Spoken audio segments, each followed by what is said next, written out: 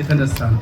ጌታን እጅግ አድርገን እናመሰግናለን። አጭር ጸሎት እናደርግና እሱ የመረጠው ቃል አለ እዛ ላይ ተመስርቼ አጭር ቃል አካፍላለሁ። ሁላችንም እንጸልይ እግዚአብሔር እንዲያስተምረን። እግዚአብሔር አምላካችን በጌታ በኢየሱስ ክርስቶስ ስም ክብርና ምስጋና ሁሉ ላንተ ይሁን። ስለ ዛሬው ቀን፣ ስለዚህ ቤተሰብ ስላደረግከው በጎነት ከናቱ ማህፀን ጀምረህ ተጠንቀቀህለት ይሄን ብላቴና ለዚህ ቀን ስላበቃ ስለመራው እጅህ ስለከለለው እጅህ ምስጋናና ክብር ሁሉ ላንተ ይሁን። በህይወት ዘልቆ የደረሰው አጥፊ ስላልነበር ገዳይ ስላልነበር አይደለም። ገዳውን የከለከለ ያንተ ጣልቃ ገብነት ይሄን ብላቴና ለዚህ ቁም ነገር ያደረሰ ለዚህ ቤት የተደረገ ምህረት እግዚአብሔር አምላካችን እጅግ አድርገን እናመሰግንሃለን። የቀረውን ዘመኑን ሁሉ ደግሞ ለአንተ አሳልፈን እንሰጣለን። ዛሬ አንተን ስናመሰግን እግዚአብሔር አምላካችን ሆይ ይሄንን ወጣትና እሱን የሚመስሉ በከተማችን ያሉ ወጣቶችን ሁሉ ይዘን ሲንጾምቆምና እንጸልያለን። ሎጥ እንዲህ ነው ያደረገው። ሰዶም በምትባል ከተማ ውስጥ ደናግል ልጆች ነበሩ ቤት ውስጥ ወገኖቼ፣ ሆሞሴክሹዋል በበዛበት ድራግ በበዛበት ገዳይ ባለበት በዚህ ከተማ ልጆቻችንን ድንግል አድርጎ የሚያሳድግ የእግዚአብሔር ጉብኝት እንዲመጣ እንጸልያለን። በጌታ በኢየሱስም በእያንዳንዱ ቤት እግዚአብሔር ሆይ ያንተ ጥበቃ እንዲገባ አቤቱ ደፍረው ሰብረው ሊገቡ ሲሉ የከተማው ነውረኞች አይናቸውን ያሳወረ በእያንዳንዱ ቤት ላይ ጥሼ እገባለሁ እያለ ሊገፋተር ሊገባ የሚያስብ ማንኛውም ጠላታዊ አሰራር አይኑ የታወረ እንዲሆን እኔ ጸልያለሁ። የቅዱሳን ቤት በጌታ በኢየሱስም የታጠረ ይሁን። ቤታችን ይታጠር፣ አጥረህለታል እንዳለ የሚያጥር የእግዚአብሔር መንፈስ ይምጣ። በከተማው ያለ ማንም ወጣት እንዳይሞት እንጸልያለን፣ እንዳይገደል እንጸልያለን። ያዕቆብን የገደለ ሄሮድስ ጴጥሮስን አይደግምም ብላ ቤተ ክርስቲያን በቁጣ እንደቆመች በጸሎት እንደቆመች በብርቱ ጸሎት እንደቆመች ዛሬ እንጸልያለን። ከተማው ላይ የገደለ አውሬ ደግሞ እንዳይሰራ ዛሬ እንጮሃለን። ገዳው ይገደል። ትውልድ የገደለ መንፈስ በኢየሱስ ስም ይወጋ። የጨለማ ኃይላት ይደንግጡ። በጌታ በኢየሱስ በተለየ አሰራር የሚሰራ ማንኛውም አጋንንታዊ አሰራር ይመታ። ጌታ ሆይ አንችልበትም፣ ማሳደግ አንችልበትም፣ መጠበቅ አንችልበትም። የሚነካ ያንተ መንፈስ ልጆቻችንን ካላገኘ እኛ ያበላናቸው እንጀራ ያለበስናቸው ልብስ ለቁም ነገር አያበቃም። አቤቱ የሚያነዳቸው እኛን በልጅነት የነካ ያ መንፈስ እንዲነኩሳቸው እንጸልያለን። ወደ የቤታችን መንፈስ ቅዱስ በተለየ መንገድ ይምጣ፣ ልጆቻችንን ይምካ። ወደ አጥቢያ አብያተ ክርስቲያናት በተለየ መንገድ ሃሌሉያ። እነ ሳሙኤልን በብላቴንነት ያገኘ እነ ሳምሶንን በማህፀን ያገኘ ቅዱሱ የጌታ መንፈስ ይምጣ። ወጣቶች ይለኮሱ፣ በበቀል ይነሱ። ያሳዘነንን መንፈስ የሚበቀል የእግዚአብሔር ኃይል እንዲገለጥ እኔ ጸልያለሁ። ለኩሰን እያንዳንዳችንን አነቃቃል። ከየተኛንበት ብድግ ማለት እንድንችል እኔ ጸልያለሁ። መንፈስ ቅዱስ ተመላለስ። ይህን የማይወድ የጨለማ ስልጣን ሁሉ በኢየሱስም ይመታ። በአየሩ ላይ ያለ ኃይል በኢየሱስም ይመታ። እስቲ አሜን በሉ። ይመታ፣ በጌታ በኢየሱስም ይመታ።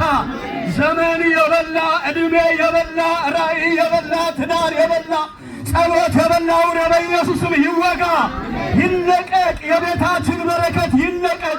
ልጆቻችን ይለቀቁ። ትዳር ይለቀቅ። በጌታ በኢየሱስም እኔ ጸልያለሁ። ሃሌሉያ። የሚያነቃቃ የእግዚአብሔር መንፈስ ይምጣ። የሚለኩስ የሚያስመልክ የሚያጸልይ የማያስቆም የወንጌል ጉልበት እንዲመጣ ጸልያለሁ። ሃሌሉያ። ጌታ ሆይ እኔ በኢየሱስም ጸልያለሁ። ውስጤ እንዲህ የሚል ድምፅ ነው ያለው።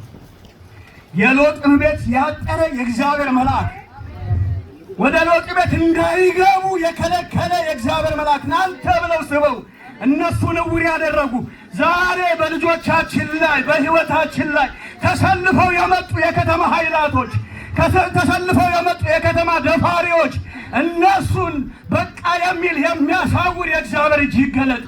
ጣልቃ ይግባ እግዚአብሔር። በእኛና በልጆቻችንና በጠላቶቻችን መካከል ጣልቃ ይግባ። በእኛና በጠላቶቻችን መካከል ጣልቃ ይግባ። እስቲ ቤቴን ላንተ እሰጥሃለሁ፣ ልጆቼን ላንተ እሰጣለሁ፣ ዘመኔን ላንተ እሰጣለሁ፣ ቤተ ክርስቲያንን ላንተ እሰጣለሁ፣ ቅዱሳንን ላንተ እሰጣለሁ እያላችሁ ጸልዩ። ሃሌሉያ። ጣልቃ ይግባ። ዛሬ በፊኒክስ ከተማ የእግዚአብሔር መላእክቶች ጣልቃ እንዲገቡ፣ የጌታ መንፈስ ጣልቃ እንዲገባ፣ ትውልድ እንዲከለከል፣ ሃሌሉያ፣ ከደፋሪዎች እንዲከለከል፣ ከድራግ እንዲከለከሉ፣ ከየጭፈራ ቤቱ እንዲከለከሉ በጌታ በኢየሱስም ትውልድን የዋጠ ይጥፋ ይጥፋ። ዮናስን እግዚአብሔር ሆይ እንዲተፋ ትእዛዝ እንደወጣ ዛሬ አዋጅ አዋጅ አዋጅ አዋጅ አዋጅ አዋጅ፣ መለኮታዊ አዋጅ፣ ሰማያዊ አዋጅ። ይተፉ ይተፉ ይተፉ። በየቤቱ ያለ እንባ ይድለቅ። በየቤቱ ያለ ጩኸት ይብቃ። ይተፉ። የተዋጠ ጸጋ ይተፋ። በከተማው ላይ በላተኛ ዋጪ መንፈስ ይጥፋ። ቤተ ክርስቲያንን ይጥፋ። እህቶችን ይጥፋ። ወንድሞችን ይጥፋ። አዋጅ አዋጅ፣ መለኮታዊ አዋጅ። ከየገቡበት ጭፈራ ቤት፣ ከየገቡበት ክፉ አመል፣ ከፖርኖግራፊ ከተለያየ ነገር የሚደፋ የሚያስፈታ የእግዚአብሔር መንፈስ ይምጣ። ወገኖቼ እንጸልያለን። አጋጣሚ አይደለም የተሰበሰብነው። ይሄን ጊዜ ከሰጠን እንጠቀምበታለን። ለኛ ክብራችን ጌታችን ብቻ ነው ወገኖቼ። የልጆቻችን ዲግሪ አይደለም ክብሩ። ክብራችን ኢየሱስ ነው። ሃሌሉያ። የማንደራደርበት ክብራችን ኢየሱስ ነው። ኢየሱስ ባይኖራቸው ዲግሪ ቢጭኑ ተስፋ የለው። የሚቃሹ ልጆች፣ የሚንከራተቱ ልጆች ብናሳድግ ተስፋ የለውም። ለልጆቻችን ተስፋ የአሜሪካ ገንዘብ አይደለም፣ የአሜሪካ ኦፖርቹኒቲ አይደለም፣ ኢየሱስ ነው። ኢየሱስ ነው። ለአሜሪካ ተስፋ ኢየሱስ ነው። ለፊኒክስ ተስፋ ኢየሱስ ነው።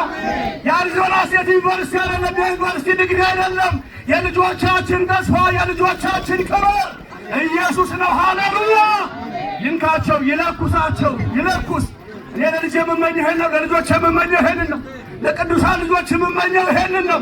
ምንም ሰርተው መኖር ይችላሉ ወገኖቼ፣ ግን ጌታ ያግኛቸው፣ ግን ጌታ ይንካቸው። በቃ እንጸልያለን። አንድ ቃል ይዘን እንጸልያለን። ዳዊት እንዲህ እንዳለ አንበሳና ድብ ይመጣ ነበር፣ እኔ ግን ምን ነበር? አስጥል ነበር። እስቲ አስጥላለሁ በሉ።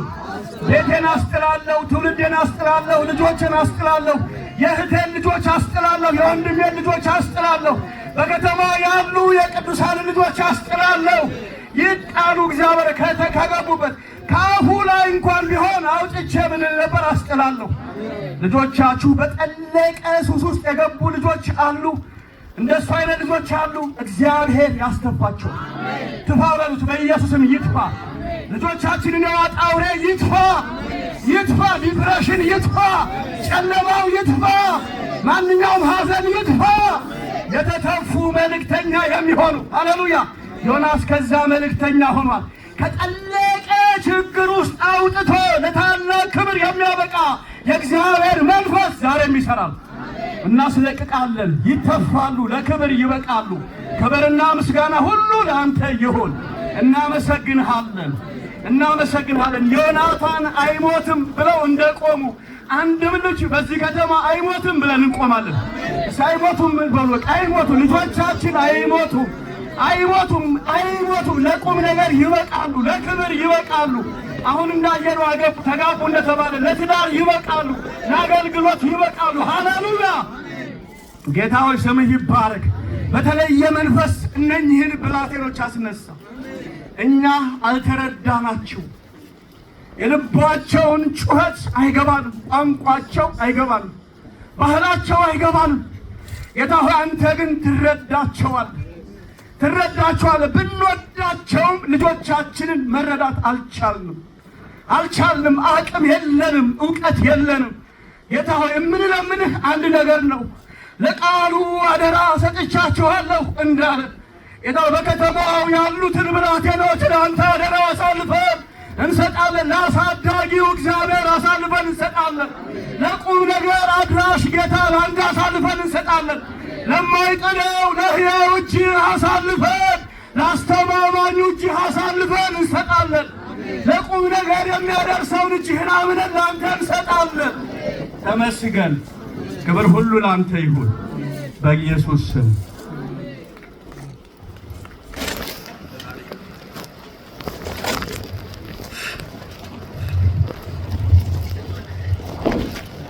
መጽሐፍ ቅዱስ ስላልሆነ አንዳንድ ወረቀት እየወጣ ነው።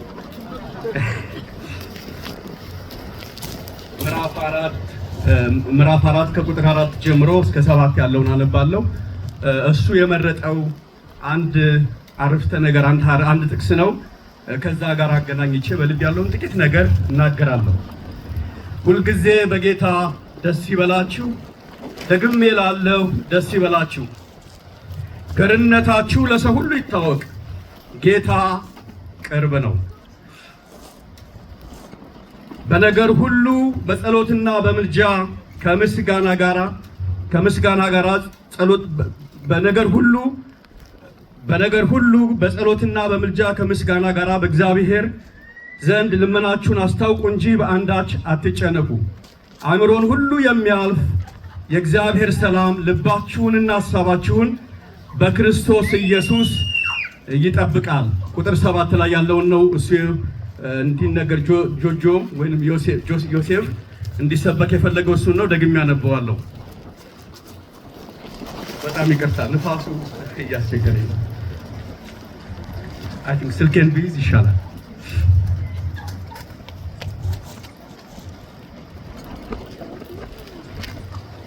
ዛሬ አዳር ፕሮግራም ነው ባይዘው እና ተዘጋጁ።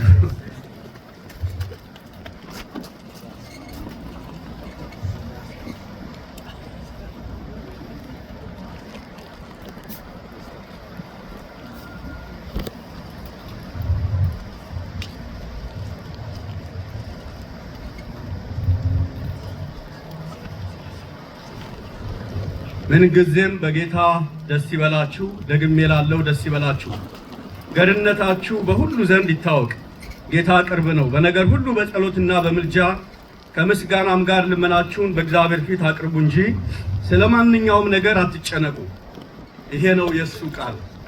ከማስተዋል በላይ የሆነው የእግዚአብሔር ሰላም ልባችሁንና ሐሳባችሁን በኢየሱስ ይጠብቃል። ይሄ ቃል ይሰበክልኝ ነው ያለውና የ18 ዓመት ወጣት ይሄንን ቃል መምረጡ በጣም ገርሞኛል እና እስቲ ጌታ ይባርክ በሉ። I'm really impressed how you choose Philippians 4:7. I mean በጣም ኢምፕረስድ ነው የሆንኩት። እግዚአብሔር ይመስገን። እንግዲህ ትንሽ ኮንቴክስቱን ልስጣችሁና በልብ ያለውን ሐሳብ አካፍላለሁ። ከዚህ ጋር አያይዤ ሐዋርያው ጳውሎስ በዚህ ክፍል ላይ የሚያነሳቸው በጣም ወሳኝ ሐሳቦች አሉ። ሁል ጊዜ ይላል፣ በነገር ሁሉ ይላል፣ ለሰው ሁሉ ይላል። የሚገርም ነው ማለት ከጊዜ አንፃር ሁል ጊዜ ነው የሚለው፣ በሁሉም ጊዜ ከእንደገና ደግሞ በሁሉም ነገር ብሎ ይናገራል፣ ለሰው ሁሉ ብሎ ይናገራል። የመልእክቱ ዋና ሐሳብ በጌታ በኢየሱስ ክርስቶስ ምን ይበላችሁ ነው? ደስ ይበላችሁ፣ አትጨነቁ የሚል ነው። እና አትጨነቁ እያለ የሚለው መቼ ነው መጨነቅ የሌለብን ስትሉ ምንድነው የሚለው ጳውሎስ? ሁል ጊዜ በሉ። ሁል ጊዜ ከጊዜ አንፃር ሁል ጊዜ ደስ ይበላችሁ፣ ሁል ጊዜ ምን አትበሉ? አትጨነቁ። ከሁኔታ አንፃር በሁሉ ሁኔታ ውስጥ ደስ ይበላችሁ፣ ምን አትበሉ? አትጨነቁ። ለሰው ሁሉ ደግሞ ይላል። ሰው ሁሉ ሲገጥማችሁ ማለት የሰው አይነት በጣም ብዙ ነው። ሁሉ አይነት ሰው ሲገጥማችሁ አሁንም ለነኛ ሰዎች ገርሁኑ። በዛ ሁሉ ጊዜ ውስጥ ደግሞ ምን አትበሉ? አትጨነቁ። በጌታ ምን ይበላችሁ? ደስ ይበላችሁ። ስለዚህ ዛሬ የማካፍላችሁ ሐሳብ ጥያቄ በበዛበት ምድር የደስተኛ ህይወት ሚስጥር በሚል ነው። ግጥም አይደለም፣ ርዕስ ነው። ጥያቄ በበዛበት ምድር የደስተኛ ህይወት ሚስጥር። እንዴት አንድ ሰው ሁልጊዜ ደስ ሊለው ይችላል? እንዴት አንድ ሰው በሁሉ ሁኔታ ውስጥ ሳይጨነቅ እንዴት መደሰት ይችላል ስንል ሐዋርያው ጳውሎስ በዚህ ክፍል ላይ የደስተኛ ህይወት ሚስጥር ምን እንደሆነ ይናገራል። ይቻላል ነው የሚለው ጳውሎስ። ሁሉ ጊዜ መደሰት ይቻላል። በሁሉ ነገር መደሰት ይቻላል። አሜን። በየትኛውም አይነት ፍልስፍና፣ በየትኛውም አይነት ቴዎሎጂ እንዲህ አይነት ነገር ማሰብ አይቻልም። አንድ ሰው ሁሉ ጊዜ ደስተኛ መሆን አይችልም። ሁሉም ቦታ ደስተኛ መሆን፣ በሁሉም ነገር ደስተኛ መሆን አይችልም። ጳውሎስ ግን ሁሉ ጊዜ በሁሉም ነገር በሁሉም ስፍራ ደስተኛ መሆን ይቻላል ይላል። ስለዚህ ምን አትበሉ ነው? አትጨነቁ። የደስተኛን ህይወት ምስጢር ነው የሚናገረው። ሁላችንም በአንድም ይሁን በሌላ መንገድ እንጨነቃለን አይደለም? እዚህ ውስጥ ያለ ሰው እኔ በፍጹም አልጨነቅም የሚል እጁን ያውጣ። እንጨነቃለን። የሚገርማችሁ ካልተጨነቅንም እንጨነቃለን። ምን ብለን መሰላችሁ የምንጨነቀው? ሰሞኑን በጣም ደስ እያለኝ ነው፣ ወደ ጌታ ልሄድ ነው ወይ፣ እንዲህ አይነት ደስታ አይቻል አቅም ብለን ምን እናደርጋለን? እንጨነቃለን። ማለት መጨነቅ ምን ሆኗል ማለት ነው? ኖርም ነው። የሰሞኑን በጣም ደስ እያለኝ ነው፣ ልሄድ ነው እንዴ ብለን እንጨነቃለን። ዓለም አስጨናቂ ቦታ ናት። የምንኖርበት ምድር በጣም አስጨናቂ ነው። ይሄ መልእክት ሲጻፍ ጸሐፊውም ሆነ ተደራሲያኑ የነበሩበት አውድ የነበሩበት ሁኔታ በጣም አስጨናቂ ነበር። ሁሉ ነገር ያስጨንቅ ነበረ። እንደው አለፍ ብዬ ልንገራችሁ። ምዕራፍ 1 ላይ ስታነቡ የነበሩበት ሁኔታ አጠቃላይ የፊልጵስዩስ ቤተክርስቲያንም ሆነ ጳውሎስ የነበሩበት ሁኔታ በጣም አስጨናቂ ነበረ። ሐዋርያው ጳውሎስ እስር ቤት ሆኖ የጻፈው ደብዳቤ ነውና ምን እየተባለ ነው የሚወራው? ቀንደኛ የሆነው የጴንጤዎቹ መሪ ታስሯል፣ እናንተም አልቆላችኋል፣ ከዚህ በኋላ አትቆዩም፣ ዋናው ጳጳሱ የጴንጤው ጳጳስ ታሰረ፣ ስለዚህ ክርስትና ከዚህ በኋላ አይቀጥልም የሚል ነበር። እንደውም አንዳንዶች የጳውሎስን እስራት አጋጣሚ ተጠቅመው በጳውሎስ ላይ እስራትን ለማጽናት ወንጌልን ይሰብኩ ነበረ። ፕሮባብሊ እነኚህ ጁዳይዘርስ የሚባሉ ጌታንም ሕግንም አጣምረው ለመሄድ የሚሞክሩ ሰዎች በጳውሎስ መታሰር በጣም ደስ ብሏቸው ጳውሎስ እንኳን ታሰረ፣ መታሰር ይገባዋል፣ የወንጌል እንቅፋት ነው እያሉ ይሰብኩ ነበረ። ስለዚህ የነበሩበት ሁኔታ በአጠቃላይ የነበረው በሮማ አካባቢ በፊልጵስዩስ አካባቢ አስደሳች ነገር አልነበረም። አስጨናቂ ነው፣ ያስጨንቃል። ይሄ ብቻ አይደለም። ምዕራፍ 1 ላይ ስታነቡ በተቃዋሚዎቻችሁ ይላል፣ ኦፖስ በሚያረጓችሁ ማለት ምንድነው? ሃሌ በል ሃሌ ጴንጤ መጣ ምናምን የስንዴ ሃይማኖት እየተባለ ድንጋይ የሚወረውሩ አላስወጣ አላስገባ ያሉ በእኛ ዘመን እንደነበረው አስጨናቂ ሁኔታ ነበር። አማኞች በሰላም ወጥተው በሰላም ለመግባታቸው እርግጠኛ ያልሆኑበት ዘመን ነበረ። አስጨናቂ ነው።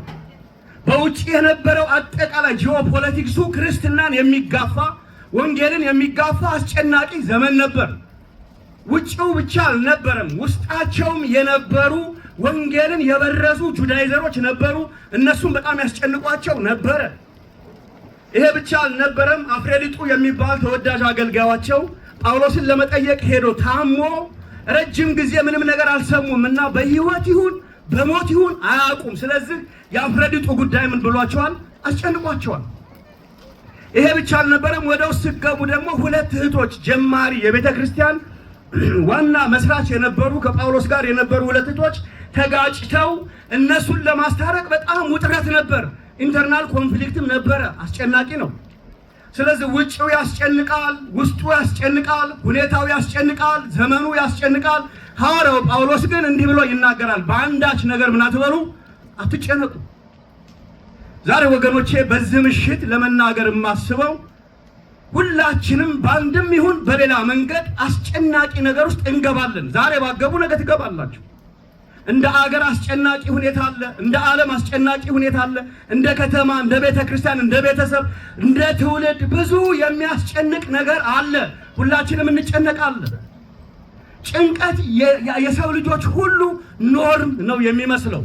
ሐዋርያው ጳውሎስ ግን ምን አትበሉ ይላል? እስቲ አትጨነቁ ይላል። አትጨነቁ ሲበሉ አትጨነቁ። አንድ ጊዜ ሰይጣን ወደ አንድ ከተማ ሰዎችን ሊገል ሲገባ አንድ ሰው አገኘው። ምሳሌ ነው፣ ሪል ታሪክ አይደለም። እናገኘውና አያ ሰይጣን ወዴት እየሄድክ ነው አለው። ወደ ከተማው ነው የሚሄደው። ምን ልታረግ? 4000 ሰው ልገል አለው። ይቅናህ ብሎ ሰውየው ተለያየ። ወደ ማታ ሲመለስ ሰይጣን ሲወጣ ሰውየው ሲገባ ተገናኙ። አያ ሰይጣን ምን ነው አለው። ምን ነው ሲለው የገደልከው እኮ 10000 ሰው ነው አለው። አይ ያልገደልኩም 10000 ሰው አለው። ታዲያ ስንት ሰው ገደልክ ሲለው 4000። 6000 ማን ገደላቸው ሲል ጭንቀት ነው። ሪያሊቲ ከገደላቸው ሰዎች ይልቅ ጭንቀት የሚገላቸው ብዙ ናቸው። ጭንቀት የሚለው ሩት ቃሉ በግሪክ ምን ማለት መሰላችሁ? መታነቅ ማለት ነው። ከጭንቀት የተነሳ ብዙዎቻችን ነጋችን የጨለመ ነው። በነገራችን ላይ የምንጨነቀው እየተበደርን ነው።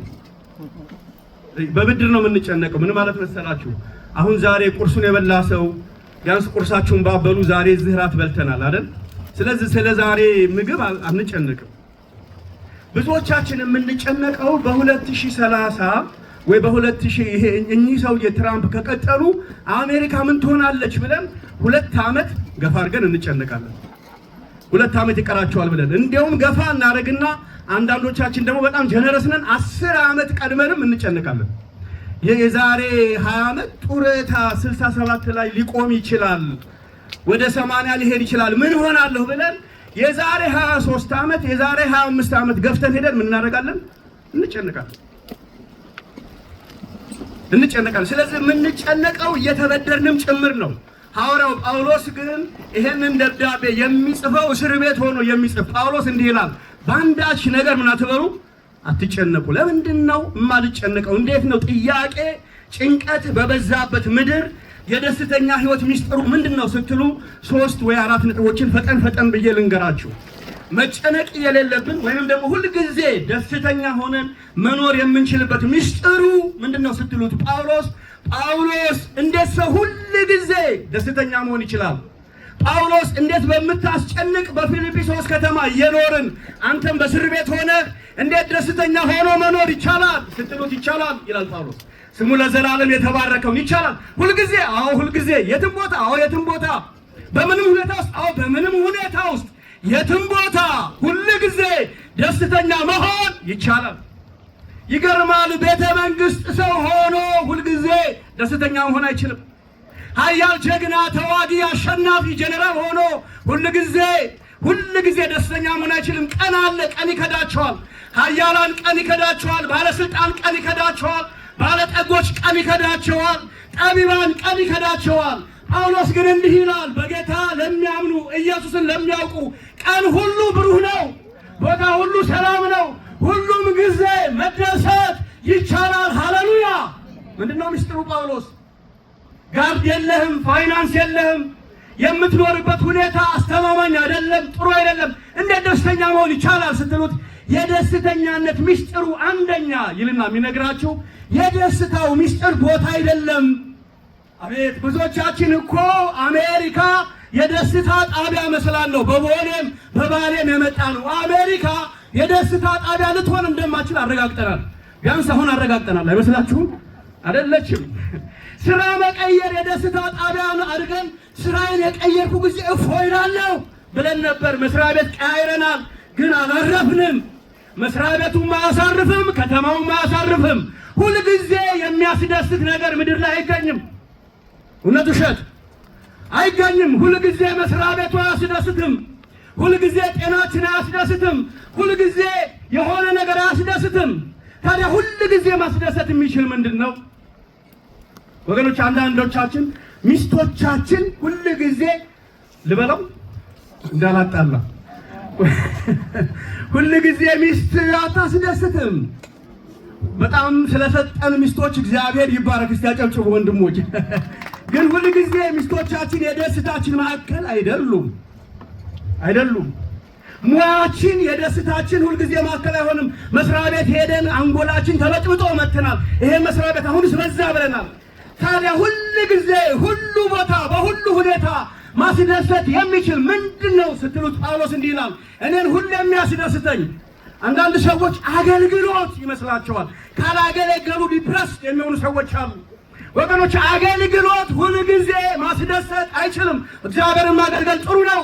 አገልግሎት ግን የማይነጥፍ የደስታ ማዕከል አይደለም። ገንዘብ የደስታ ማዕከል አይደለም። ትዳር የዘላለም የደስታ ማዕከል አይደለም። ጤና አይደለም። ጤና ይቃወሳል፣ ህይወት ይቃወሳል፣ መስሪያ ቤት ይቃወሳል። ሁሉ ጊዜ አስተማማኝ የሆነ የደስታ ጣቢያ አንድ ነው። እንዲህ ይላል ጳውሎስ። አይገርማችሁም? ዘመኑ ይለወጣል፣ እጅህ የሆነ ነገር ይገባል እያሉ እነ ጳውሎስ ጉባኤውን ጉም አላዘገኗቸው። ሪያሊቱን እየሰበኩ ጨካኝ ትውልድ አፍርተዋል። ቆራጥ የጨከነ ለክርስቶስ የሚኖር እስር ቤት ሆኖ የሚያመሰግን ሃሌሉያ የተፈቱትን ደግሞ ለወንጌል ሸንቀጥ የሚያደርግ መልእክት ነበራቸው። ሁልጊዜ መደሰት ይቻላል? አዎ ይቻላል። በምን ስትሉት ሁልጊዜ የምትደሰቱት በአካውንቱ አይደለም። አንድ ቀን አካውንቱ ይወፍራል፣ አንድ ቀን ይከሳል፣ አንድ ቀን ገበያችን ዝቅ ይላል፣ አንድ ቀን ደግሞ ይጠፋል። ግን ሁልጊዜ አስተማማኝ የሆነ የደስታ ጣቢያ የዘላለም የደስታ ምንጭ አንድ ነው ይላል። በጌታ ደስ ይበላችሁ። ሃሌሉያ! ኢየሱስ የዘወትር የደስታችን ጣቢያ ነው። ስሙ ለዘላለም ይባረክ። ምንም ነገር የማያገኘው ሃሌሉያ፣ ስሙ ይባረክ። ምንም የማያገኘው የፖለቲካ መለዋወጥ የማይነካው፣ የሁኔታዎች መቀየር የማይነካው፣ የሀገር መቀየር የማይነካው ሁሉ ጊዜ አስተማማኝ የደስታ ጣቢያ እስቲ ኢየሱስ በሉ። ኢየሱስ ለካ እንግዲው ደስታ የጠፋው የደስታ ጣቢያውን ስተኑ ነው። ስተኑ ነው አይመስላችሁም? የደስታ ጣቢያ ሌላ ደስታ ይሰጣል ብለን እያንኳኳን እየሄድን ነው እንጂ ሁሉ ጊዜ በሁሉ ቦታ በሁሉ ሁኔታ የሚያስደስተን ኢየሱስ ነው። ኢየሱስ አስደሳች ብቻ አይደለም፣ ራሱ ምንድነው? ደስታ ነው። አሁን ብዙ ሰው ኢየሱስ እንዲያስደስተው ይፈልጋል። ምን አድርጎ? የሆነ ነገር ሰጥቶ። ኢየሱስ የሚያስደስታችሁ ሰጥቶ አይደለም፣ ብቻውን ራሱ ኢየሱስ ደስታ ነው። አሜን። ሳይበላ ሳያለብስ ጫማ ሳይገዛ ብቻውን በቂ ሆኖ የደስታ ማዕከል የደስታ ምንጫችን ማን ነው? እስቲ ኢየሱስ። ኢየሱስ በባይዟቸው ኢየሱስ። ሃሌሉያ! የደስታችን ብቸኛ ምክንያት ኢየሱስ ነው። ዛሬ ወገኖች ጥያቄ በበዛበት ምድር የደስተኛ ህይወት ሚስጥር ምንድነው ካላችሁ የደስታው ጣቢያ ኢየሱስ ማድረግ ነው። አሁን አንዳንዶቻችሁ ስራዬን እቀይራለሁ፣ አሁን አፕላር ያለው ኢንተርቪው ያደርጋለሁ ልገላገል ነው ትላላችሁ። አትገላገሉ። እዛ ገብታችሁ ደግሞ ሁሌ እንደምለው ማለት ነው ስፓኒሽ የሆነ ተነሳብኝ ጥቁሩ ተነሳብኝ ስትሉ ጥቁሩን ስንነቅል ስፓኒሹን ስንነቅል ነው የኖርነው። ከዚህ በኋላ ሰው እየነቀልን አንኖርም። እኛ ውስጥ ያለው ያልተረጋጋውን ማንነት እግዚአብሔር ይንቀለው። በኢየሱስ ክርስቶስ የተረጋጋ ህይወት፣ በኢየሱስ ክርስቶስ ያረፈ ህይወት ይስጠን። ሃሌሉያ! እስቲ ኢየሱስ በቂ ነው በሉ። ሃሌሉያ! ኢየሱስ በቂ ነው። ኢየሱስ በቂ ነው። ለትዳራችን በቂ ነው። ለልጆቻችን በቂ ነው። ለህይወታችን በቂ ነው። ለሁሉ ጊዜ ለሁሉ ቦታ በቂ የሆነ የማይጎድል የማይንሸራተት አስተማማኝ ደስታ ኢየሱስ ነው። ይቻላል። ሁሉ ጊዜ መደሰት ይቻላል። ለምን? እኔ የደስታዬን ማዕከል ያደረኩት ኢየሱስ ላይ ስለሆነ። ጳውሎስ እየሰበከ አይደለም፣ አጋንንት እያወጣ አይደለም። ሰውየው ግን ደስተኛ ነው። እውነት ነው። እስር ቤት ታስሮ በሚያልፍበት ሁኔታ እግዚአብሔር በሱ እየሰራ ነው። ግን ጳውሎስ የመድረክ ሱሰኛ ቢሆን ደስታውን አጥቶት ነበር። የአጋንንት ማስወጣት ሱሰኛ ቢሆን ደስታውን አጥቶት ነበር። ጳውሎስ ደስታውን ያደረገው ኢየሱስ ክርስቶስ ላይ ብቻ ነው። ሃሌሉያ! ወገኖቼ በጣም ብዙ የተጣበቅንባቸው የደስታ ጣቢያዎች ካሉ ዛሬ እንፋታ። ደስታችን በማን ነው? በኢየሱስ ነው። ለምንድን ነው ጳውሎስ በኢየሱስ ክርስቶስ ብቻ የተደሰተው ካላችሁ፣ ምናልባት ብዙ ስለሆነ ይህን ብቻ ተናግሬ ልጨርስ እችላለሁ። ለምንድን ነው ካላችሁ ምዕራፍ 1 ላይ ኢየሱስ እንደ ወትሮ አሁንም በሥጋዬ ምን ይላል ይከብራል ይላል። እንግሊዘኛው ግን ማግኒፋይድ ሆኗል። እኔ ጋር በጣም ማግኒፋይ የሆነው የተለቀው የደመቀው የሮም እስር ቤት ሳይሆን ሰንሰለቱ ሳይሆን ማን ነው ይላል? ኢየሱስ ነው ይላል። ኢየሱስ የደመቀበት ሰው ስለነበር እሱ ብቻ አይደለም። ህይወት ለእኔ ማን ነው ይላል? እስቲ ኢየሱስ። ሞትም ቢሆን ምንድነው? ህይወት ለአንተ ምንድነው? እሱ መመለስ አለበት። ህይወት ለአንቺ ምንድነው? ለአንዳንድ ሰዎች ህይወት ማለት ትዳር ነው። ለአንዳንድ ሰዎች ህይወት ማለት ስራ ነው። ለአንዳንድ ሰዎች ህይወት ማለት አገልግሎት ነው። እሱን ያጡ ጊዜ ይሞታሉ። በስጋ ሳይሆን በመንፈስ ይሞታሉ። እዛ ይላችሁም ልጅ ስጠኝ፣ ልጅ ካልሰጠኸኝ ምን አለም እሞታለሁ አለች። ለራሔል ህይወት ምንድነው ካላችሁ ምንድነው? ልጅ ነው። ልጅ አለማግኘት ሞት ነው። ለጳውሎስ ህይወት ምንድነው ስትሉት አገልግሎት ነው ስትሉ አይደለም። እኔ አገለገልኩ አላገለገልኩ ምንም አይመስለኝም። ብቀመጥ ብሮጥ ምንም አይመስለኝም። ዝና ክብር ምንም አይመስለኝም። ታዲያ ለአንተ ህይወት ምንድነው? አይሁዳዊነት ነው? አይደለም። ለእኔ ህይወት ኢየሱስ ነው። ሞትም ቢሆን ምኔ ነው? ጥቅሜ ነው። ወገኖቼ ህይወት ለእናንተ ምንድነው? መስሪያ ቤቱ፣ አካውንቱ፣ ቤቱ፣ ኬሪየራችሁ፣ ዕውቀታችሁ። ለአንዳንድ ሰው ዕውቀት ህይወቱ ነው። ዕውቀቱ የጠፋ ቀን ወይንም ደግሞ ያንን ያሰበውን ያላገኘ ቀን ራሱን ይገላል ወይ ዲፕረስድ ይሆናል። ግን ለጳውሎስ ኢየሱስ የደስታ ምንጩ የሆነው ኢየሱስ ራሱ ምኑ ስለሆነ ነው? ህይወት። አሜን። ህይወት ይሁንልን ኢየሱስ። እስቲ ኢየሱስ ህይወቴ ነው በሉ። ኢየሱስ ህይወቴ ነው። አይገርምም? ለብዙ ሰው ህይወት ሌላ ነው። ለጳውሎስ ህይወት ኢየሱስ ነው። እና ጥያቄ በበዛበት ምድር የደስተኛ ህይወት ምስጢር ምንድነው ካላችሁ ኢየሱስን ራሱ የደስታችን ማዕከል ወይንም ምክንያት ማድረግ ነው። አሜን። ኢየሱስ ራሱ የደስታዬ የመደሰቻዬ ደስታዬ ራሱ ኢየሱስ መሆኑ ነው። ሁለተኛ ጳውሎስ የሚናገረው ምንድነው ካላችሁ ጌታ ቅርብ ነው ይላል። ጌታ ቅርብ ነው። የጌታ ስም ብሩክ ይሁን። እና አሁን ብዙ ጊዜ የምንሰጋው ወይንም ደግሞ የምንጨነቀው ለምንድን ነው ካላችሁ ያ የሚያሰጋው ነገር ለኛ ምን ስለሆነ ነው? ቅርብ ስለሆነ ነው አይደል? ቅርብ ስለሆነ ነው።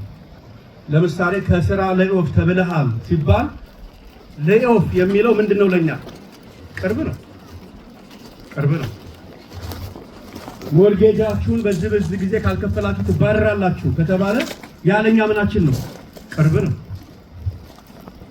ያንተን ኬስ ዲና ያርገዋል 6 ወር ቀርቷል ከአገር ቤት ልትወጣ ከተባለ ቅርቡ ማን ነው? ያ የተባለው የሰማነው መረጃ ነው።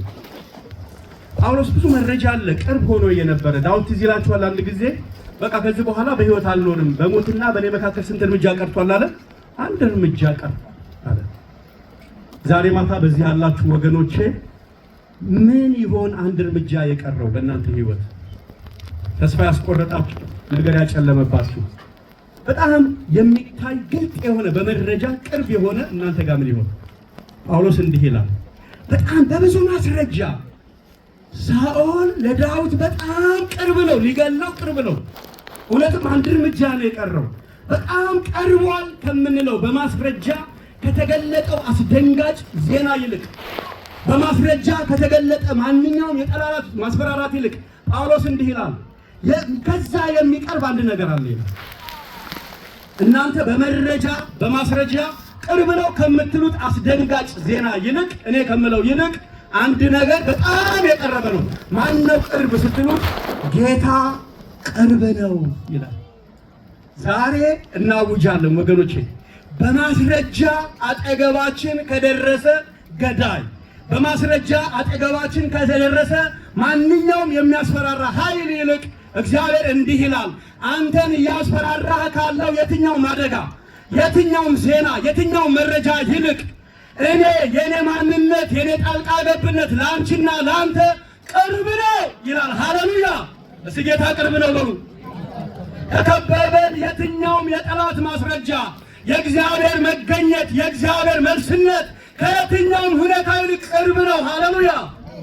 ቅርብ ነው ወገኖቼ። ያልጠፋ ነው ገዳይ ስለጠፋ ሳይሆን ገዳይ ስለራቀ ሳይሆን ከቀረበን በማስረጃ ከቀረቡን ጠላቶቻችን ይልቅ ከስትንፋሳችን ቅርብ የሆነ ጌታ ከኛ ጋር ስለሆነ ነው። ሃሌሉያ! ጌታ ቅርብ ነው። አላቅም ምን ማስረጃ ቤታችሁ እንዳለ ምን ዜና እንደሰማችሁ አላቅም። አንዳንዶቻችሁ ምናልባት የዲፖርቴሽን ዜና ሰምታችሁ ሊሆን ይችላል። አንዳንዶቻችሁ ምናልባት ሌኦፍ የሚል ማስረጃ ሰምታችሁ ሊሆን ይችላል። አንዳንዶቻችሁ ምናልባት ካንሰር የሚል ማስረጃ ሰምታችሁ ሊሆን ይችላል። አንድ ነገር ዛሬ አረጋግጥላችኋለሁ፣ ሁኔታው ላይ ቀየር ይችላል፣ ነገሩ ላይ ቀየር ይችላል። ግን እግዚአብሔር እንዲህ ይላል ከየትኛውም በማስረጃ እናንተን ከሚያስደነግጠው ነገር ይልቅ የእግዚአብሔር ማጽናናት፣ የእግዚአብሔር መልካምነት፣ የእግዚአብሔር አፍቃሪነት፣ የእግዚአብሔር አባትነት ለእናንተ በጣም የቀረበ ነው። ቅርቡ ኢየሱስ ነው። ሃሌሉያ! አይገርምም? አጠገባችን ያለች የትዳር ጓደኛ ሌሊት ተኝተን ስናቃስት ላሰማን ትችላለች። ግን ከስትንፋሳችን ከሚስታችን የሚቀርብ ኢየሱስ በዛ ጭንቀት ውስጥ ይደርሳል። ስሙ ለዘላለም ብሩክ ይሁን። አጎት የማይደርስበትን፣ ወንድም የማይደርስበትን፣ ጓደኛ የማይደርስበትን፣ እንቀት የማይደርስበትን ችግር መድረስ የሚችል የቅርባችን ኢየሱስ ነው። ሃሌሉያ! የኔ የቅርብ አጎቴ አይደለም፣ የኔ የቅርብ እናቴ አይደለችም፣ ለኔ የቅርብ አባቴ አይደለም፣ የኔ የቅርብ ኢየሱስ ነው። ስሙ ለዘላለም የተባረከ ይሁን። እስቲ ኢየሱስ የቅርብ ነው በሉ።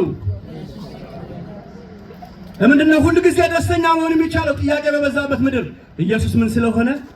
የደስታችን ማዕከል ብቻ ሳይሆን ኢየሱስ በየትኛውም ሁኔታ ውስጥ ምን መሆኑ ነው? ቅርብ መሆኑ ነው።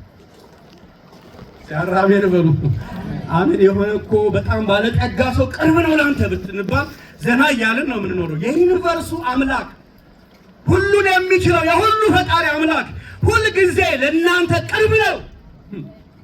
ከዚህ የበለጠ የወንጌል የምስራች ያለ አይመስለኝም። ከዚህ የበለጠ መጽናኛ ያለ ምስል። ለምንድን ነው ሁሌ ደስ የምትሰኘው? ከከበበኝ ችግር ይልቅ እኔን የከበበኝ የእግዚአብሔር በጎነት ስለሚበልጥ፣ ከከበቡን ጠላቶቻችን ይልቅ ማዳኑ ከቦናል። እዚህ ይላችኋል። ኤልሳ የሚባል ሰው ተከበበ። መጥቶ በሶሪያ ሰራዊት ገያዝ ነቃና፣ አብሮት የነበረው ሎሌ ገያዝ አይደለም ነሰሰርሊ ነቃና ወዮ አለ። ለምን ሲባል ተከበናል አለ። እሱ ተከበናል የሚለው በማስረጃ ነው። ኤልሳ እንዲህ አለ፣ ልክ ነው ተከበናል፣ ሪያሊቲ እሱን ነው የሚያወራው አለው። መረጃ እሱን ነው የሚያወራው፣ ሌላ ግን አለ አለው። ምንድነው ሲል እነሱ እኛን ከከበቡን ይልቅ እኛን ለማዳን የከበቡት ይበልጣሉ። ተከበበን የትኛውም በማስረጃ ከመጣ ከጠላት ኃይል ያድነን የእግዚአብሔር ማዳን እኛን ከቦናል። ስሙ ለዘላለም ይባረክ። ተከብቤያለሁ። በእግዚአብሔር ማዳን ተከበናል። በእግዚአብሔር በጎነት ተከበናል። በእግዚአብሔር ቸርነት ተከበናል። ስሙ ለዘላለም የተባረከ ይሁን። እግዚአብሔር ጌታ ምንድነው? ቅርብ ነው። ሶስተኛ የዮዳ ነሳው ሐሳብ እመጣለሁ። ጥያቄ በበዛበት ምድር የደስተኛ ህይወት ሚስጥር አንደኛው ኢየሱስ የደስታው ማዕከል መሆኑ ነው። ሁለተኛው ኢየሱስ ቅርብ መሆኑ ነው። አስተማማኝ ቅርብ፣ ጊዜ አይቶ የማይከዳ፣ ስትበረቱ የሚገኝ፣ ስትደክሙ የማይርቅ፣ የሁሉ ጊዜ አስተማማኝ የቅርብ ወዳጅ። ብዙ ወዳጆቻችንን እናጣለን፣ ወዳጆች ይከዱናል። የማይከዳ ሁሉ ጊዜ ለዘላለም ጓደኛ ወዳጅ የሆነን ኢየሱስ ስሙ ይባረክ። ሶስተኛው የደስተኛ ህይወት ሚስጥር ምንድነው ስትሉ በዚህ ክፍል ላይ ጳውሎስ የሚናገረው ምንድነው የሚለው? አእምሮን ሁሉ የሚያልፍ የእግዚአብሔር ሰላም በክርስቶስ ኢየሱስ ልባችሁን ይጠብቃል። ይሄ አእምሮን ሁሉ የሚያልፍ የሚለው አንደርስታንዲንግ ነው። አሁን ብዙ ጊዜ የምንጨነቀው ለምንድን ነው ካላችሁ ከመረጃ ተነስተን ነው አይደለ? የሆነ መረጃ ይመጣል፣ የሆነ ኢንፎርሜሽን ይመጣል፣ ከዛ አንደርስታንዲንግ ይሆናል፣ እሱ መረዳት ይሆናል። ከዛ መረዳት ተነስተን እንጨነቃለን።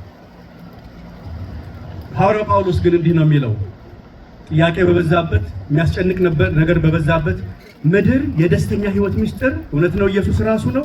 እውነት ነው የኢየሱስ ቅርበት ነው።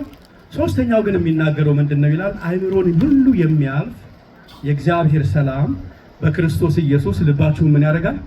ይጠብቃል። ስለ እግዚአብሔር ሰላም ትንሽ ተናግሬ እጨርሳለሁ። ይገርማል ማለት መረጃው አልተለወጠም፣ ከባቢው አልተለወጠም፣ የሚያስጨንቀው ነገር አልተቀየረም። ማለት እምነት ማለት ሪያሊቲን ድናይ ማድረግ አይደለም። አሁን አንዳንድ ሰዎች እንደሚያስተምሩት ካደው ይላሉ። በክህደት አይደለም። እምነት ክህደት አይደለም። ሪያሊቲው ላይለወጥ ይችላል።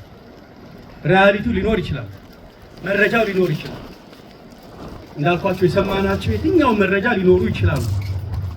ታዲያ መረጃው እያለ እንዴት ነው በሚያስጨንቅ መረጃ ውስጥ ደስተኛ ሆነን የምንኖርበት ሚስጥሩ ምንድነው ስትሉ አእምሮ ሁሉ የሚያልፍ የእግዚአብሔር ሰላም በክርስቶስ ኢየሱስ ልባችሁ ምን ይላል? ይጠብቃል። ይሄ የሚሊተሪ ቋንቋ ነው ጳውሎስ የሚጠቀመው። አእምሮአችን ላይ ልክ ጠመንጃ ይዞ እንደቆመ ዘበኛ የእግዚአብሔር ሰላም እኛ እንዳንረበሽ፣ እንዳንታወቅ፣ በጭንቀት ውስጥ እንዳንኖር አእምሮአችን ምን ያደርጋል? ይጠብቃል። ምኑ ያ መረጃ ተቆጣጥሮን ያ መረጃ እኛን እስረኛ አድርጎን እንዳንኖር እዛ በሩ ላይ የአእምሮ በራችን ላይ የእግዚአብሔር ሰላም ምን ያደርጋል? ይጠብቃል። የሚሊተሪ ቋንቋ ነው የሚጠቀመው። ጋርድ ያደርጋል ነው የሚለው። አሁን እቺን ብዬ ልጨርስ። የእግዚአብሔር ሰላም ምንድን ነው? ስለ ደቂቃ አስቡት። የእግዚአብሔር ሰላም ምንድን ነው? ይሄ የጆጆ ወይንም ደግሞ የዮሴፍ ጥቅስ ነው።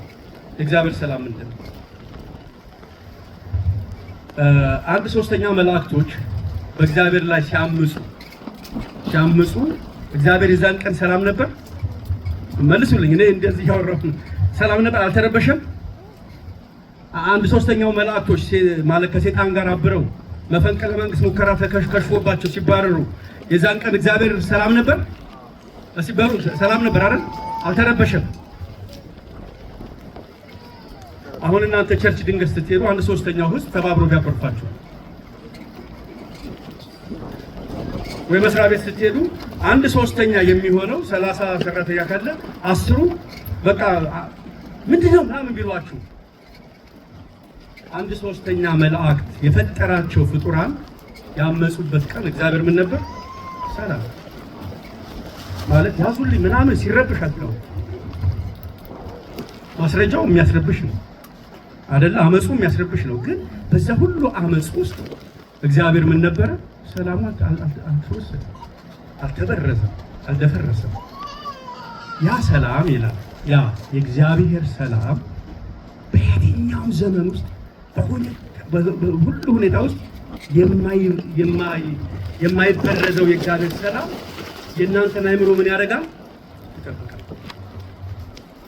ኦኬ ይሄ በሰማይ ነው። ወደ ምድር አውርደው ለምትሉኝ ትንሽ ወደ ምድር ላውርደውና ላናግራችሁ። ጌታ ኢየሱስ ክርስቶስ ከ12ቱ ደቀ መዛሙርት ጋር ሲሄድ ወጀብ ተነሳ አይደለም? ገሊላ የሄዳችሁ ሰዎች እኔ ለመሄድ እድል ገጥሞኝ ነበር። የገሊላ ስቶርም በጣም ሲቪየር ነው እና ስቶርሙንም አይቼዋለሁ። ገሊላ ስቶርም ሲነሳ በጣም ከባድ ነው እና እዛ ስቶርም ላይ ደቀ መዛሙርቱና ኢየሱስ እየሄዱ እያሉ ኢየሱስ ምን ብሎ ነበር ይላል? ምን ብሎ ነበር?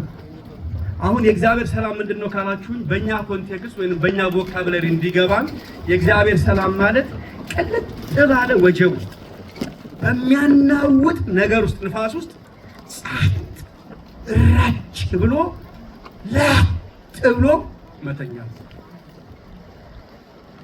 ሰማችሁኝ? የእግዚአብሔር ሰላም ማለት ወጀቡ አለ። አሁን የሚነግራችሁ ሰው አይደለም ወጀቡን ያቆመው ቤትሽ መጥቶ ነው። አያቆመም ወጀቡን። ንፋሱ ተመታ ያሉ ነው ያታለሏችሁ ዘይት እየቀቡ። እንደሱ አይደለም።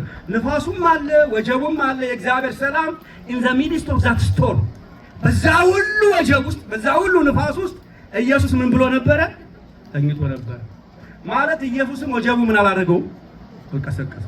የቀሰቀሱት እነማን ናቸው? ሐዋርያቶች ናቸው። እና እኔ እንዱ ሳስብ የተጻፈ ነገር የለም። ማን ቀስቅሶታል ብላችሁ ታስባላችሁ? ማን ነው የቀሰቀሰው ብላችሁ ታስባላችሁ? ከደቀ መዛሙርቱ አረ ሁላችንም አንድ ነን። እኔም ጴጥሮስ ነው የሚመስለኝ። አይገርማችሁ? ጴጥሮስ ነው የሚመስለኝ።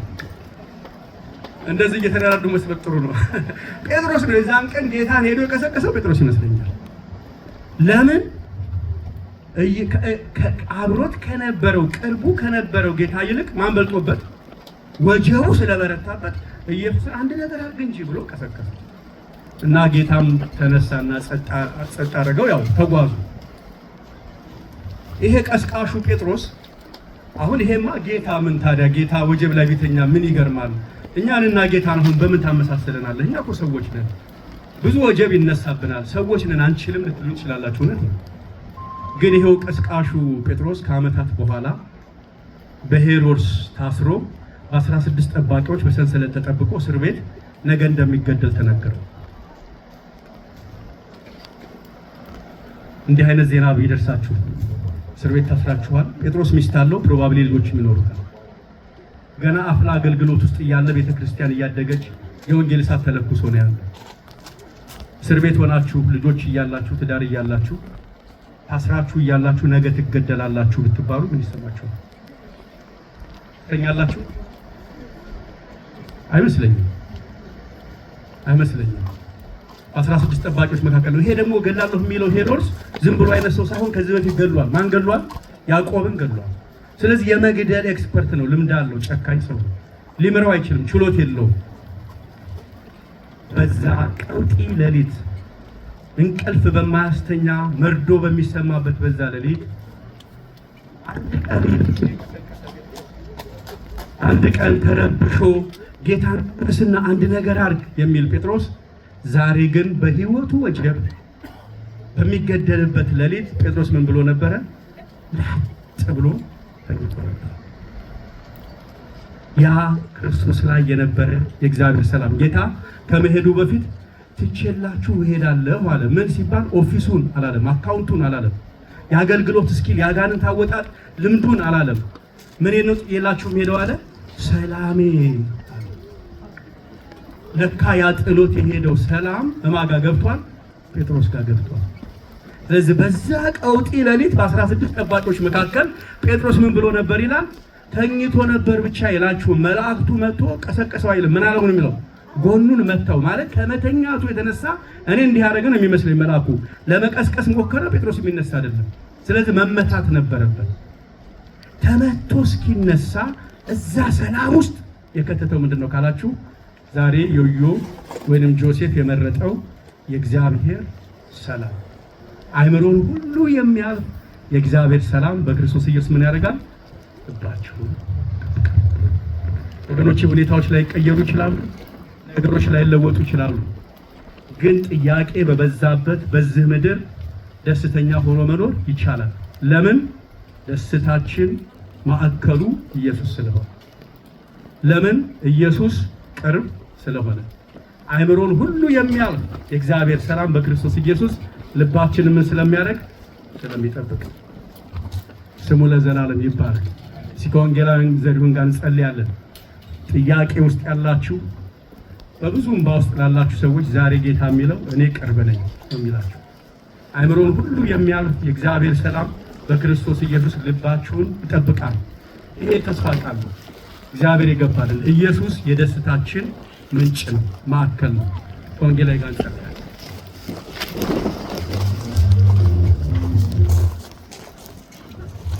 እግዚአብሔርን በጣም አድርገን እናመሰግናለን። ሁላችንም አንገቶቻችንን ዝቅ አድርገን በእግዚአብሔር ፊት እንጸልያለን። የሰማነው ቃል ከኛ ከሰሚዎቹ ጋር እንዲዋሃድ በእግዚአብሔር ፊት እንጸልያለን። እንጸልይ። በምህረትህና በቸርነትህ ባለጠጋ የሆንክ እግዚአብሔር አምላካችንና አባታችን በጌታ በኢየሱስ ክርስቶስ እጅግ በጣም አድርገን ጌታ እግዚአብሔር ሆይ እናመሰግናለን። በቃል ጌታ እግዚአብሔር ወደኛ ስለመጣ ስም የተባረከና የተመሰገነ ይሁን። አቤቱ ጌታዬና አምላክ እግዚአብሔር በጌታ ደስ ይበላችሁ፣ ደግሜ ላለው ደስ ይበላችሁ ተብሎ በቃል እንደተጻፈ ዛሬ የደስታችን ምንጭ የደስታችን ዋና ጌታ ኢየሱስ ክርስቶስ እንደሆነ ስለነገርከን እናመሰግናለን። ይሄ ደስታ ጌታ እግዚአብሔር ሆይ ለኛ፣ ይሄ ደስታ ጌታ እግዚአብሔር ሆይ ለቤታችን፣ ይሄ ደስታ ጌታ እግዚአብሔር ሆይ ለልጆቻችን እንዲሆን በጌታ በኢየሱስም ጌታ እግዚአብሔር ሆይ ጸልያለሁ። ልጆቻችን ጌታ እግዚአብሔር ሆይ ከቤት ወጥተው ወደ ትምህርት ቤት ሲሄዱ እግዚአብሔር ሆይ የመጀመሪያ ደረጃ ትምህርታቸውን የሁለተኛ ደረጃ ትምህርታቸውን ጨርሰው እግዚአብሔር ሆይ ወደ ኮሌጅ ሲገቡ ይህ ደስታ ከነሱ ጋር አብሮ እንዲሄድ በጌታ በኢየሱስም እንጸልያለን። አቤቱ ጌታዬና አምላኬ እግዚአብሔር ሆይ ሰላሜን እተውላችኋለሁ፣ እኔ የምሰጣችሁ ሰላም ዓለም እንደሚሰጣችሁ ሰላም አይደለም ተብሎ በቃል እንደተጻፈ በክርስቶስ ኢየሱስ የሆነው ሰላም ከኛ ጋር እንዲሆን እጸልያለሁ። ዛሬ እንደተነገረን ጌታ እግዚአብሔር ሆይ ሰላም ጌታ እግዚአብሔር ሆይ በሁኔታዎች አይመጣም። ሰላም በገንዘብ አይመጣም። ሰላም በጥበብና በእውቀት ጌታ እግዚአብሔር ሆይ አይመጣም። ሰላም ጌታ እግዚአብሔር ሆይ ከአንድ ቦታ ወደ ሌላ ቦታ መሄድ አይመጣም። ሰላም ግን ካንተ ስለሆነ እግዚአብሔር ሆይ እናመሰግናለን። ይሄ ሰላም ለእኛ እንዲሆን ጌታ እግዚአብሔር ሆይ እንጠይቀሃለን። አቤቱ ጌታ እግዚአብሔር ሆይ ያለመታወቅ ያለመናወጥ እግዚአብሔር ሆይ ያለ ተስፋ መቁረጥ መውጣት መግባት የምንችለው አንተ ሰላምህን ስተውልን ነው። ይህንን ሰላምህን ተውልን እግዚአብሔር ሆይ በኢየሱስ ክርስቶስ ስም። የደስታ ምንጭ አንተ ነህና ይህንን ደስታ በሕይወታችን ውስጥ ታስቀምጠውና ትተክለው ዘንድ ጸልያለሁ። እግዚአብሔር ሆይ ይህንን ቤተሰብ ልጆቻቸውን እንድትባርክ ጌታ እግዚአብሔር ሆይ ጸልያለሁ። ዛሬ እንደተማርነው ጌታ እግዚአብሔር ሆይ ዮሴፍም ጌታ እግዚአብሔር ሆይ እንደመረጠው አእምሮን ሁሉ በሚያልፍ ሰላም እግዚአብሔር ሆይ ልቡን፣ ሐሳቡን፣ ፈቃዱን እንድትጠብቅ እግዚአብሔር ሆይ ጸልያለሁ። እግዚአብሔር ሆይ በሚያደርገው ነገር ሁሉ አንተ ከሱ ጋር እንድትሆን ጸልያለሁ። ከሱ ጋር ብቻ አይደለም እግዚአብሔር ሆይ እዚህ ካሉ ልጆች ጋር ሁሉ ሰላምህ እንዲሆን ጌታ እግዚአብሔር ሆይ ጸልያለሁ። ለአንተ ለእግዚአብሔር እግዚአብሔር ሆይ ለታመነ እጅ አደራ ልጆቻችንን አሳልፈን እንሰጣለን። ስለ ሁሉም ነገር ተባረክ፣ ተመስገን። በኢየሱስ ክርስቶስ